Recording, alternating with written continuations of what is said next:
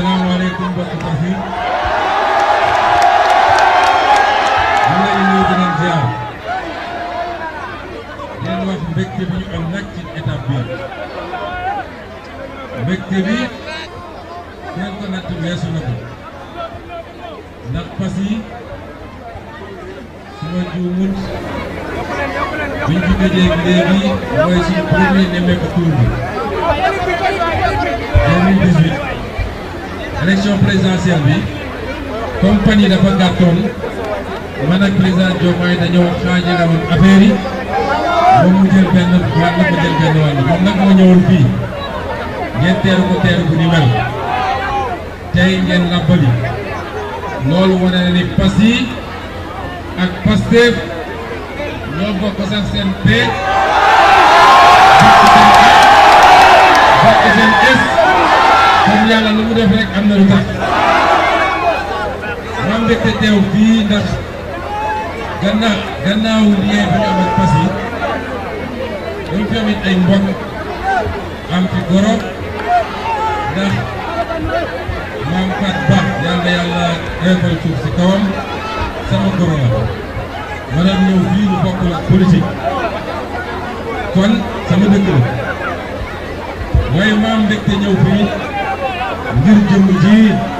di Baye Niass di seen maire waaye di kenn ci ñu nit ndax njëkkul ñëw ci parti bi de waaye bi mu duggee ci parti bi sentir na ni ku am engagement ku am détermination ku am fulla ku am loyauté dugg si na ci parti bi te bi muy ñëw moo ko fekkoon mu doon milité te ñu yoroon nguur ga ñu ne def nañ ko pour téye ko lu nañu proposé ko mu ne leen ko ñuk daal di ñëw ci ñun ci jamono joo xam ne opposition métti woon na kon te bi muy ñëw li mu wax mooy maa ngi ñëw ànd ak yéen dañu dox tuuti dans quelques mois élection locale dina am te bu ngeen ma tabbee ñu ànd liggéey nañ jël mairie Passy te noonu la demee muy premier mairie boo xam ne fii ci département Foundiougne fokkati nañ ko wala sax ci région de Fatick fokkati nañ ko muy mairie Passy kon dama leen di wax sama fierté ci jëmm ji jamono yi mbir yi di gën a métti coow li bëri mosu leen dégg coow te Baye Niass ñëwul sama kër cité kër googu kon bu amee lii Passy lu mu mérité la mbokki Passy taxawaay bi rafet na firndeel ngeen ko ci élection présidentielle parce que su dee gañewuñu département bi mu bokk ci lenn ci département yi ñu gañewul ndax élection présidentielle nag yàlla dafa am lu ñu mayoon te ma gëm ni noonu ñu ko mayoon booba ful na ko fi mu toll nii multiplié na ko par 200 fois moytu waaye li ma wax bëri ci Foundiougne rek ku démarré ci ay 300 voix en 2017 ba 2024 nga am 35 000 voix ñu rawee la 500 voix kon dañ leen di njëkk a sant gërëm leen ci kóolute boobu ngeen xam ne am ngeen ko ak ñun waaye des na nag tubaab dafa ne c'est bien mais pour mieux faire est-ce que Passy est prêt pour mieux faire lan mooy mieux faire mooy dañuy dégluwaat élection boo xam ne dafa am solo parce que ñu bëri ba ci militant Pastef bi le 24 mars bi ñu toogee ba guddi ñu ne carte gi leer na yeneen candidat yi félicité nañu président Diomaye ñoom dañoo jàppoon ni liggéey bi jeex na boobu la liggéey bi tàmbale nag ci ñaari fànn ci wàllu état boo joxee nit présidence de la république jox ko pouvoir exécutif foofu nga jox ko fu ñu mën a voté ay loi pour mën a doxal liggéey bi loolu mooy ñaareel pàcc bi waaye beneen fànn bi su tax ma ne liggéey gi jeexul mooy li ñu bëgg a tabax Sénégal déglu leen ma bu baax ne bu njëkk ba nit ñi dañ daan gunge nit ba fal ko ñépp dellu seen kër toog banque seen yoxo ne ko débrouille-toi loolu moo war a jeex noonu ñu falee président Diomaye mu samp gouvernement am dénk ma ko ñu ne leen dellu si leen jox ñu assemblée nationale te di ngeen ñu ko jox ba mu mat sëkk incha allah noonu la ñu bëggee nag suñu tànk seen tànk ñu ànd liggéey yi defar réew mi ndax réew président de la république kese mënu koo defar gouvernement kese mënu koo defar waa réew mi ñoom ñëpp ñooy ànd man koo takk seen digg ci programme bi nga xam ne gouvernement bi teg na ko gis-gis bi leer ñu dajale ay moyens ànd liggéey defar réew mi est-ce que pare ngeen pour loolu moo tax nag lu am solo mooy appel bu may woote ndax wax naa jukki naa lenn ci programme bi bu concerné Fatick ma def ko fële ci Fatick ñëwaat ci Foundiougne am leneen lu ma jukki wax ko fii mu toll nii nag li ma bëgg a wax fii sëñ bi teel turandoo ba ci kanam rek teel ba ñu pare waxtaan bi teel ko ba ci kanam bu leen gaañ xale bi ku ko gaañ di nga am problème ak man de te Ousmane la tudd teel ngeen ma ko ndànk ba ñu pare waxtaan li ñu tëral ci programme ndax wax naa ci problème politique agricole ak industriel wax ko fële ci Fatick ñëw ci Foundiougne wax lenn ci li nga xam ne jàmbat la muy ndox mi parce que ku wax Saalum rek ku wax boor bi yëpp sax Fatick ba jëm Saalum lañ lay njëkk a wax ba Diourbel sax problème ndox am na lu ma ci wax lu am solo Foundiougne amaana bu ngeen def seetaanee vidéo bu ngeen ko dégg ñu wax ci politique yi ñu bëgg a def ci pôle bi yëpp ndax pôle bi ñetti